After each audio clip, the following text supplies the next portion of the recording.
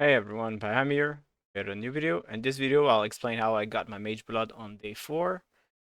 So the first thing I did is I actually didn't know what to league start. So I started with something I've played in the past, which was a Saboteur Insanguinate using a unique called Deer Stalker. And to that unique, I actually put like Insanguinate with some supports. It was clearing pretty good, but I just noticed how bad Saboteur is actually, and I wanted something better. So I got to Act 9. It was pretty easy, to be honest. I did the campaign in less than 5 hours. And once I got to Act 9, I actually moved to Heist already, and I started farming Heist for divination cards and some bubblegum currency. And as you can see in the background, this is a blueprint I actually ran. It went pretty well. The blueprint were successful for me, but I know some people got like super unlucky and some others got super lucky and got the amulet. So it depends on your luck. Now that we cannot target anything from the heist, it's kind of harder to get guaranteed currency, but at the same time you can get something. Right? So, so yeah, that's how my first day went. Then once I got enough currency, actually switch from my own Saboteur build to Crouching Tuna League Starter. I will link it into the description. It was a good map clearer, but the single target was kind of lacking at first. Now it's going pretty great, but at first, yeah, wasn't the best. And then once I actually finished the axe and got to Kitava and actually killed her, I started mapping. I tried to get my atlas running as fast as possible. I will link into the video what I actually did for to get my map completion done as fast as possible. So I ran every single June mission I had because June gives really good EXP. She gives also some good items. I've made a video about it on how to get good gear from day one, and then I got to about I think maps here 10 maps, and then I had around 600 chaos from random stuff I picked up and just sold, like jewelry from heist.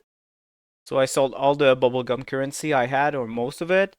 I sold the uniques I picked up and some random bases that people actually bought, and yeah, then that was it. I turned all I had into chaos, and I bought as many Voidborn reliquary keys as I could, and then I went to sleep. All right, now for day 2. I started blasting maps, and the build wasn't too bad, but my resistance weren't even max. So once I got to red maps, I really had to make some changes. So I bought a 6-link body armor. I crafted it with essences. It was pretty basic, but it was doing the job. I upgraded my weapon to something better, to the weapon I'm still using right now. And then I ran everything I could. I upgraded my gems, like sold the support gems with the AGCP to make them 20 quality and actually re-level them. For the skill level for the skill gems, you cannot actually do this, so you have to either quality it or something else. What I did instead, I just bought a level 21 Exsanguinate. I think at the time it was 100 chaos, but it's way cheaper now.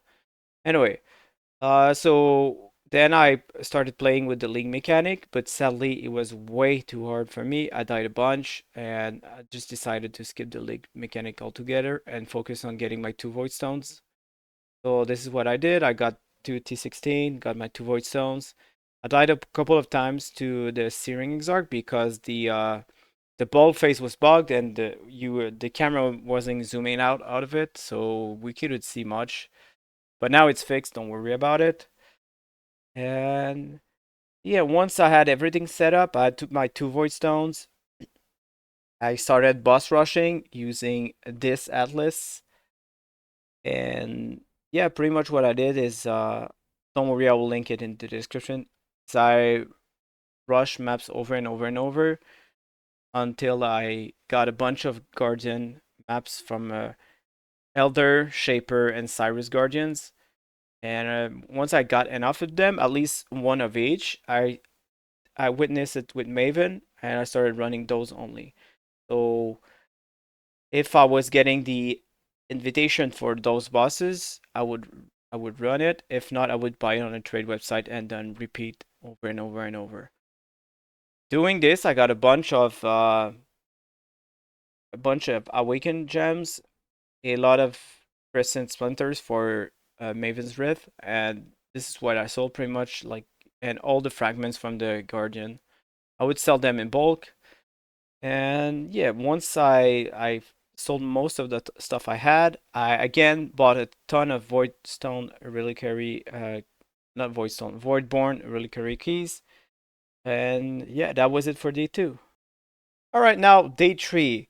What I did for day three is pretty simple. I kept doing the invitation, like doing all the Guardian maps witnessed by Maven, and then doing the invitation, just like I was doing on day two. And whenever I ran out of maps, I did um, Eater of World random maps. Like I really like Dune. I favorite Dune on every slot I had. And then yeah, I did like most of the bosses. I got my two other Voidstones, so I got the Uber Elder Voidstone, Deathless, which was pretty cool. It feels good to be back on a 100% chance to suppress spell damage. And I also did Cyrus. I did Maven. It was pretty easy with this build. And yeah, and once I had my fourth Voidstone, I started blasting, doing Eater of World uh, boss rushing pretty much again. And whenever I had enough Guardian maps to run an invitation, I did that. And then yeah, whenever I ran out, I started doing Eater of World Influence and so on. So this is what I did pretty much for the whole day tree. For this League Star, I didn't want to craft. Usually what I do is on day one, I get a bunch of currency, and then starting from day two, I craft only until I get like close to a Mageblood worth of value, and then I start blasting maps or something. But for this League Star, I just started to not craft anything at all. Pretty much, I only crafted whatever I picked up, and with whatever I had. Like if I had essences, I would. If I had fossils, I would use a fossil, and that's it. I didn't buy any bases. I didn't buy any crafting materials. So yeah. So and the for some reason the Eater of World, like the Iker, the one I give Eater of World influence, was 3 times the price of the Ember from the Searing Exarch. Same for the invitation. It was well, it was 2 times the price for the invitation. The screaming invitation was 2 times the price of the other one. So yeah, everyone was doing red influence looks like, and I was doing the blue influence. So everyone actually paid a premium for my stuff from Eater World. So yeah, it was pretty nice. It wasn't too hard to get that much currency, and yeah, by the end of day three, I had like 120 divines, and this is how it went for day three. I didn't invest my currency on day three, but yeah, I was waiting to get as to get to the mage blood level of currency and prepare myself to buy some of the divination cards. Alright, so now on day four, I started messing with link mechanic, try to actually test my limits, the limits of the build pretty much. And I died a bunch of time to be honest. So what I decided to do is whenever I was running random maps, like as I said earlier, like Dune or whatever with the Eater of World Influence, I would run into the link mechanic. If I was running Guardian maps instead, I would skip it.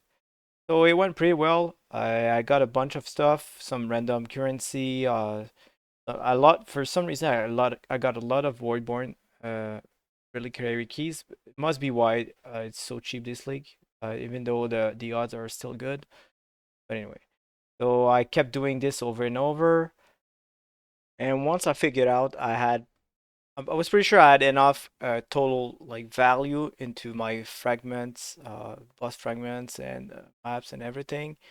I started to sell everything in bulk and try to get to the Mageblood price, which at the time the divination card for it, the apothecary, was 41 divine each. So I knew I had to get 205 divine aside. So this is what I did. I liquidated pretty much everything I did and ran some more maps to get some more stuff. And once I had enough, whenever I saw a apothecary card for sale for less than 41 divines, I would buy it. And at some point, I was like 20 divine short of it. So, and I had 4 out of 5 apothecary cards. And then, yeah, I kept running maps until all the shit I had sold. And I was able to buy the last divination cards. And I got my Mageblood on day 4. So this is how it went. Right now, I do not have the Mageblood anymore. I actually sold it to buy a Headhunter instead, and I started a new character, which will be TS, so Tornado Shot. I just finished leveling it, but it's not online yet. It has the Headhunter on it, and that's about it for now. The reason why I didn't craft this league is I tried to do something different and I tried to do something that every single person who watches this can actually do it. Uh, Crafting in Path of Exile can be really hard to understand how to make profit and stuff like that. It requires a lot of knowledge and it's hard to replicate the exact same thing because it's kind of random.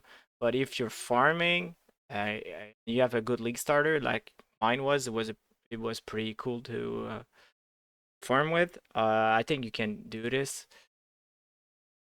So if this was helpful, consider subscribing to the channel. I have a bunch of videos coming up. I will talk about how I crafted my +2 amulet and how you can do it on the cheap instead of paying like maybe 15 or 18 divines, how you can make it for 6 divine instead. And yeah, some other stuff coming up. Of course, I will talk about my tornado shot build, which is in the work right now. And yeah, as always, take care, guys.